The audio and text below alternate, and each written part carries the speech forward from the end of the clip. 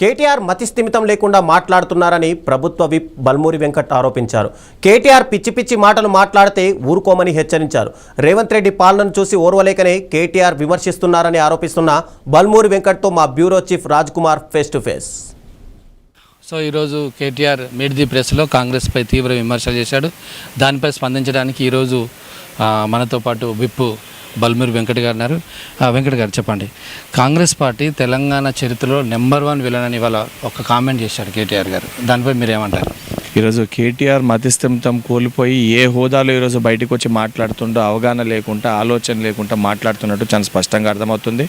తెలంగాణ రాష్ట్రంలో వాళ్ళ అయ్యా ముఖ్యమంత్రిగా ఉన్నప్పుడు ఒక షాడో ముఖ్యమంత్రి లెక్క పనిచేసిండు. ఈరోజు వాళ్ళ అయ్యా ప్రతిపక్ష నాయకుడు ఉంటే తానే ఒక షాడో ప్రతిపక్ష నాయకునిగా ఆ పాత్ర పోషించే ప్రయత్నం చేస్తుండు. 10 ఏళ్ళు వాళ్ళ అధికారంలో ఉన్నప్పుడు రాబందుల లెక్క రాక్షసుల లెక్క తెలంగాణ రాష్ట్రానికి లాభం చేకూర్చగా పోగా దాన్ని పక్కన పెడితే అడ్డగోలుగా తెలంగాణ రాష్ట్ర సంపదని వాళ్ళ కుటుంబానికి వాళ్ళు దోచుకుంటేనే ఆ దోచుకున్న పంపకాల్లో వచ్చిన పంచాయతీతో సొంత చెల్లెనే తువ్వని చెప్పి ముఖం పైన కొట్టి బయటికి వెళ్ళే పరిస్థితి మనం చూసినాం.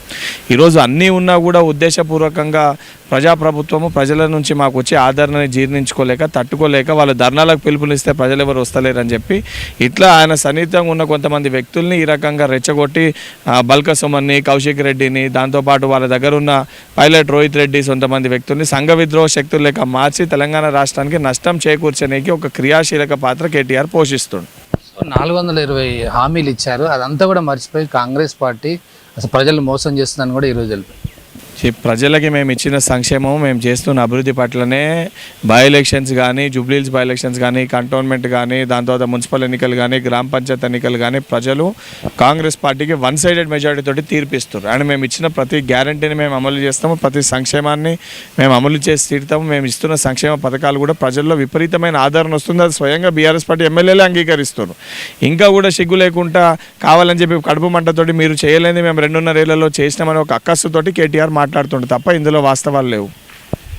లాండర్ విఫలమైంది, అందుకే ధర్నా చౌక్ దగ్గర చాలామంది రాస్తారోకలు ధర్నాలు చేస్తున్నారు ప్రజలు ఇచ్చిన హామీల ద్వారా. సో ఇవాళ ధర్నా చౌక్ ఉందంటే కేవలం కాంగ్రెస్ పార్టీ వైఫల్యమైంది అని అంటున్నారు. ధర్నా చౌక్ ఉండాలని చెప్పి ఏదైతే నిజంగా ప్రతి ఒక్కరు కూడా వాళ్ళ గలాన్ని విలిపించాలని చెప్పి ధర్నా చౌక్ని మళ్ళీ ఉండాలి అక్కడ అని చెప్పి కోరుకున్న ప్రభుత్వం, ప్రజాప్రభుత్వం అంటే ప్రజలకు ఉండే బాధలు నొప్పులు కూడా ఒక వేదిక మీదకెళ్ళి తెలియజేయాలనే ఒక ఆలోచనతోటి ప్రభుత్వం పనిచేసింది. మీరు 10 ఏళ్ళు ఉన్నప్పుడు నియంత్రణ లేక ఒక నాజీలు లెక్క తెలంగాణ రాష్ట్రాన్ని పరిపాలించి ధర్నా చౌకే లేకుండా చేశారు. మీకు ధర్నా చౌక్ గురించి మాట్లాడే అర్హత ఉందా ఒకసారి ఆలోచించుకోవాలి.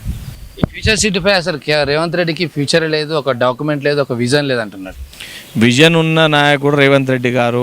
$3 ట్రిలియన్ ఎకానమీగా తెలంగాణ రాష్ట్రాన్ని తీర్చిదిద్దాలి, రాష్ట్రానికి సంపదను తీసుకురావాలి, ఇక్కడ సర్ప్లస్ బడ్జెట్ స్టేట్గా మళ్ళీ తెలంగాణ రాష్ట్రాన్ని చేయాలని ఒక దృఢ సంకల్పంతో పనిచేస్తుంటే 10 ఏళ్ళ అధికారం ఉన్నప్పుడు ఏ రకంగా $3 బిలియన్ కల్వకుంట్ల కుటుంబానికి ఏ రకంగా లాభం చేకూర్చాలని పనిచేసిన మీకు ఫ్యూచర్ ఉందా లేదా అనేది తెలంగాణ ప్రజలు గమనించే పార్లమెంట్ ఎలక్షన్స్లో మీకు గుండు సున్నా ఇచ్చారు.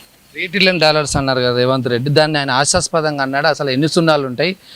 తెలంగాణలో 1 కోటి మందిని కోటీశ్వరులు చేస్తా మహిళలు అన్నారు, అట్లయితే 100 ట్రిలియన్స్ అయితే అని ఒక కామెంట్ చేశాడు. అంటే వాస్తవానికి మీ లెక్క ప్రతి దాంట్లో కమిషన్లు ఎన్ని వస్తాయి, ఏ రకంగా కమిషన్లు తినాలని ఒక ఆలోచన మాకు లేదు కాబట్టి ఎన్ని సున్నాలు ఉంటాయని మాకు అవగాహన ఉండకపోవచ్చు. మీరు ప్రతి దాంట్లో కమిషన్లు పెట్టుకొని ఈరోజు కోట్లకి పడగలెత్తి తెలంగాణ రాష్ట్రాన్ని రాబందులు లెక్క దోచుక తిన్న కుటుంబం మీది. తెలంగాణ తల్లి కాదు, అది కాంగ్రెస్ తల్లి అంటున్నాడు. తెలంగాణ ఒక ప్రతి తల్లిని రూపంలో ఈరోజు తెలంగాణ తల్లి విగ్రహాన్ని పెడితే దాన్ని ఆ రకంగా ప్రజల మనోభావాలు దెబ్బతీసే విధంగా మాట్లాడితే మీకు తెలంగాణ రాష్ట్రంలో పుట్టగతులు లేకుండా పోతే కేటీఆర్ అసలు మాటలు మానుకోవాలని చెప్పి కేటీఆర్ని హెచ్చరిస్తారు.